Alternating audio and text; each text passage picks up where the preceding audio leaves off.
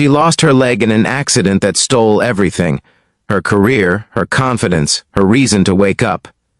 He sat alone on a park bench, staring at a photo of a daughter he'd never see again. When she asked, "May I sit beside you?" neither of them knew that this chance meeting would transform grief into the most beautiful purpose either had ever known. Before we continue with Maya and David's story, if tales of human connection and healing inspire you, please subscribe to Everyday Kindness Stories. We share the moments that remind us why hope still matters. The autumn leaves fell like whispered secrets around Maya Chen as she maneuvered her wheelchair along the worn path of Riverside Park. 3 months had passed since the accident. 3 months since a distracted driver had crushed not just her left leg, but her identity as a dancer and portrait artist who'd spent years capturing movement and grace on canvas.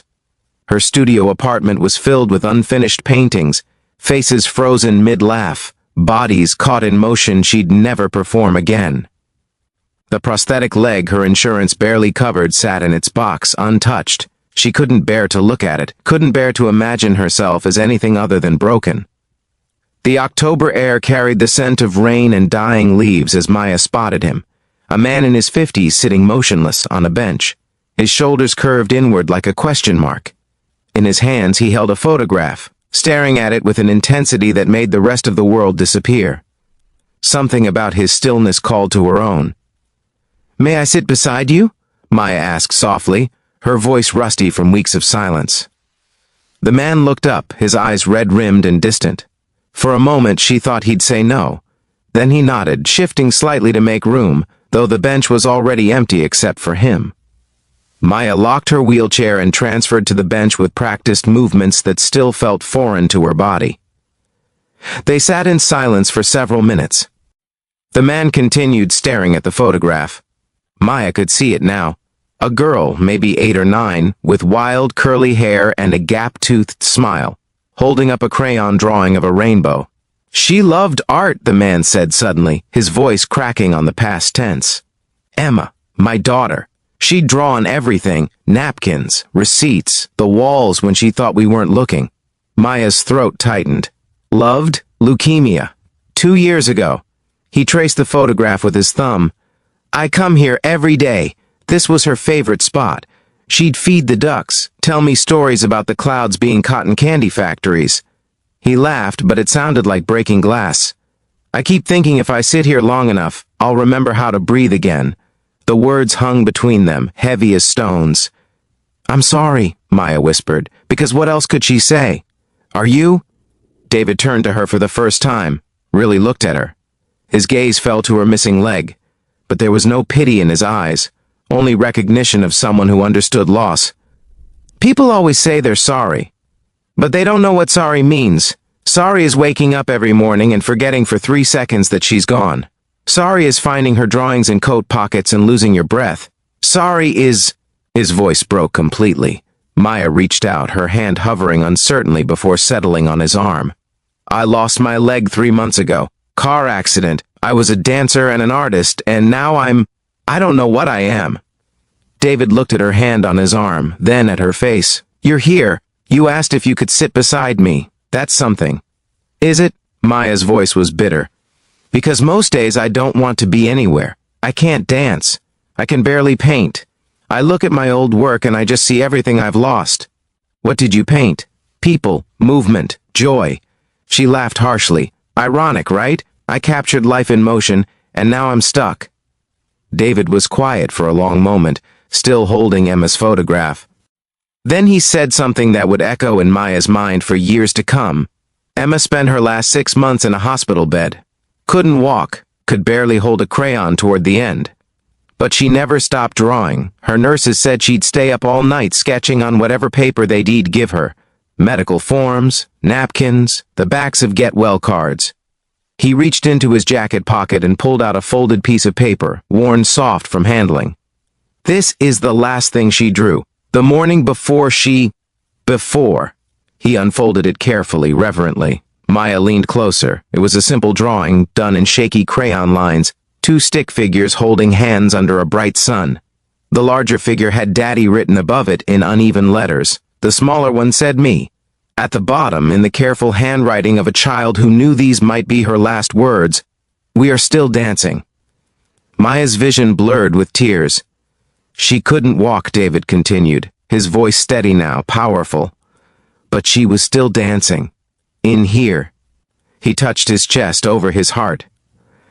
"She told me that morning, 'Daddy, dancing isn't about your legs, it's about your heart spinning.' She was 8 years old and she understood something I'm still trying to learn." Maya couldn't speak, couldn't breathe. "You say you're not a dancer anymore, not an artist," David said, turning to face her fully. "But you're here. You came to this park. You asked to sit with a stranger. That takes courage. That takes a heart that's still spinning even if you can't feel it yet." "I don't know how," Maya whispered. "Neither do I. I come here every day, and I still don't know how to live in a world without her. But I keep coming. I keep breathing. Because she taught me that we don't stop dancing just because the music changes." They sat together as the sun descended, painting the sky in shades of amber and rose. Maya told David about her art, about the paintings gathering dust, about the prosthetic legs she couldn't bring herself to wear. David told her about Emma, not just her death, but her life. The time she donated her birthday money to the animal shelter. The way she'd sing made-up songs in the grocery store. Her dream of becoming an artist who painted murals on hospitals to make sick kids smile. She wanted to bring beauty to places that hurt, David said. That was her purpose.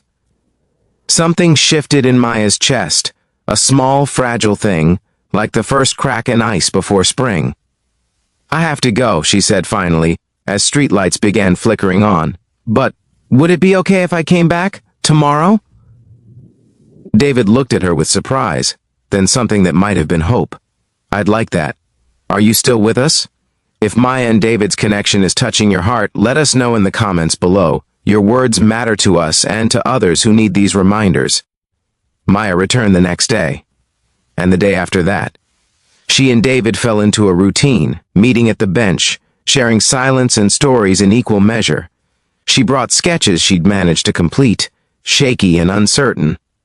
He brought Emma's artwork, sharing his daughter's legacy one drawing at a time. One rainy afternoon, 2 weeks after their first meeting, David wasn't on the bench. Maya felt panic flutter in her chest until she saw him standing near the duck pond, surrounded by puddles, his face tilted toward the gray sky. "David?" He turned, and she saw tears mixing with rain on his face. "It's Emma's birthday. She would have been 11. His voice broke. "I don't know how to celebrate a birthday for someone who isn't here." Maya wheeled closer, rain soaking through her jacket. An idea sparked, fragile but insistent. What if we honored her the way she'd want, with art, with beauty in a place that hurts? "What do you mean?" "The children's hospital, where Emma was. What if we painted a mural there? Not for her memory, for the kids who were fighting now, living now, the way Emma would have wanted." David stared at her, something awakening in his expression. "You'd do that?" "I can't do it alone. I can barely hold a brush steady anymore. But maybe we don't have to do this alone. Maybe that's the point." 3 months later, Maya stood in the children's hospital lobby, stood on her prosthetic leg, which she'd finally, painfully learned to use, staring at the blank wall that would become Emma's legacy. David stood beside her, along with 15 volunteers they'd recruited, other parents who'd lost children, survivors of accidents and illnesses, art students, nurses, and people who'd simply heard about the project and wanted to help. The mural took 6 weeks to complete. Maya directed from her wheelchair on difficult days, stood on her prosthetic on better ones, and painted alongside people who'd become family. David mixed colors and told stories about Emma, keeping her spirit alive in every brushstroke. The mural depicted children of all abilities flying kites that became wings, dancing on grass that became clouds, painting rainbows that arced across the entire wall. In the center, almost hidden among the other figures, was a small girl with curly hair, holding hands with a man as they spun together, their feet lifted off the ground. Beneath the mural they'd inscribed Emma's words, "We are still dancing." On the day of the unveiling, Maya watched children in wheelchairs and hospital gowns gather before the wall, their faces lit with wonder. One little boy on crutches reached out to touch the painted kites. "They're flying," he whispered. just like me." David stood beside Maya, his hand finding hers. They didn't need to speak. They'd both learned that healing wasn't about forgetting pain. It was about transforming it into something that could help others carry theirs. Maya had lost her leg, but she'd found her purpose. David had lost his daughter, but he'd found a way to keep her spirit dancing through the world.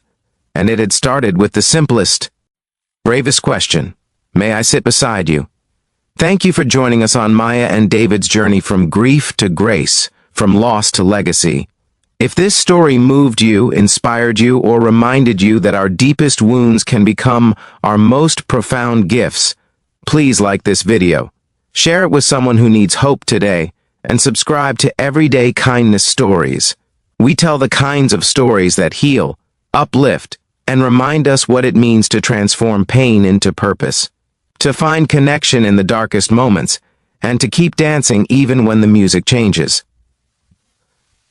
Sometimes the question isn't whether we can survive our losses, it's whether we can find the courage to sit beside someone else's pain and discover we're not alone in our own. Maya's art now hangs in 7 hospitals across 3 states. David runs a foundation in Emma's name, supporting young artists with chronic illnesses. They still meet at that park bench every week, 2 people who found healing not by forgetting their losses, but by honoring them with beauty. Good people still exist in this world. They're the ones who ask, "May I sit beside you?" when they're breaking too.